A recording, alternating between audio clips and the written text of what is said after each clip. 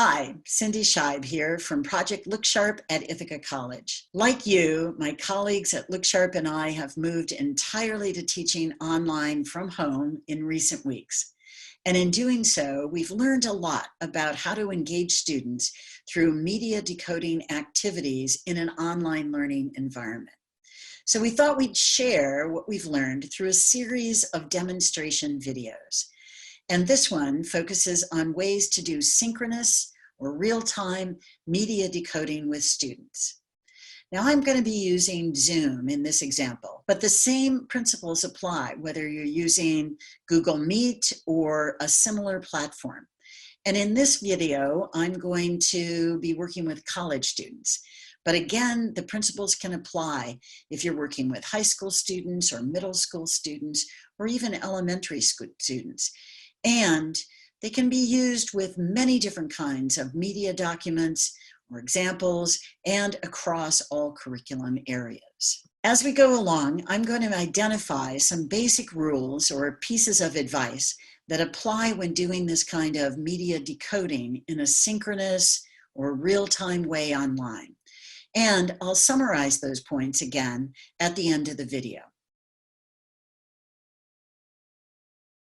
So the first guideline is to use a platform that allows for student participation, either by typing into a chat box or by raising their hand, which could be in person or through the technology itself.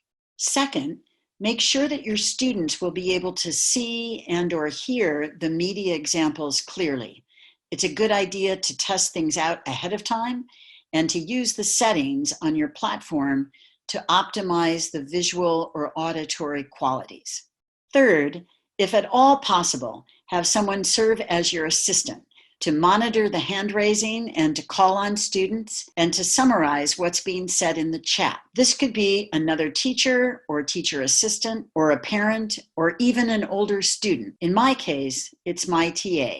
When you're ready to start the decoding, make sure you frame the activity for your students with whatever relevant background or information they need about the media example and making it clear how you want them to respond. So we're going to do a little decoding of a media document that just came out. This was a research report that I just came across earlier this week. And I'm going to ask you what you notice about the techniques that they're using to construct the presentation of this information, what questions you'd want to ask about the data, and what do you notice about age differences? Because this is looking at how COVID-19 has impacted media consumption, but how that varies by generation. You can either raise your hand and Emmeline will call on you, or you can write in the chat. For any constructivist media decoding, you want to make sure you're not doing the decoding for your students, but instead asking questions that will engage all of the students in the conversation. What do you notice about how they constructed the presentation of this information? I just noticed that they're using different drawings of like different types of people for each generation to like represent them. So like there's like a guy with like a man bun and a beard for millennials, and then like each of them looks really different. And you could also kind of tell their age by just like the silhouette too, which is really interesting. And then as often as possible, you want to probe for evidence so students can explain why they responded the way they did.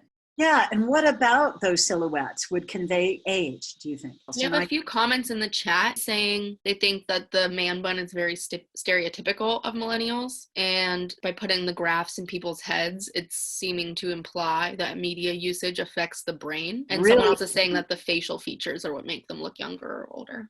Finally, it's really important to encourage students to ask their own questions about the media message. What questions would you like to ask about these data? How many of each generation did they have in this test? Like, did they just use 1, 2, how many? Because sometimes the numbers vary. That's exactly right. Let's go to anybody else in the chat. There's one thing that says, is there an association with gender or race with media consumption? Oh, such a good question. And is that implied here? Who were the people that they said, and where did they live? Is this Los Angeles? Is this New York? Where are they from? how many people did they study? Like, there's so much information we don't know. You're exactly right. That getting into those methods, I mean, it's such an interesting presentation.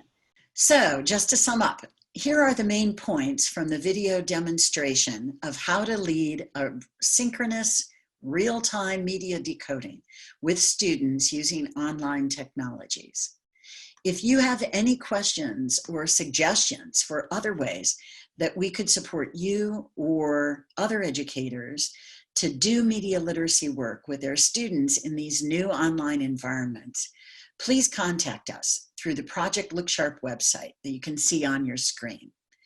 That's also where you'll be able to find more video demonstrations on other aspects of online learning, along with hundreds of free lessons, activities, and resources to integrate media literacy at all grade levels across the curriculum.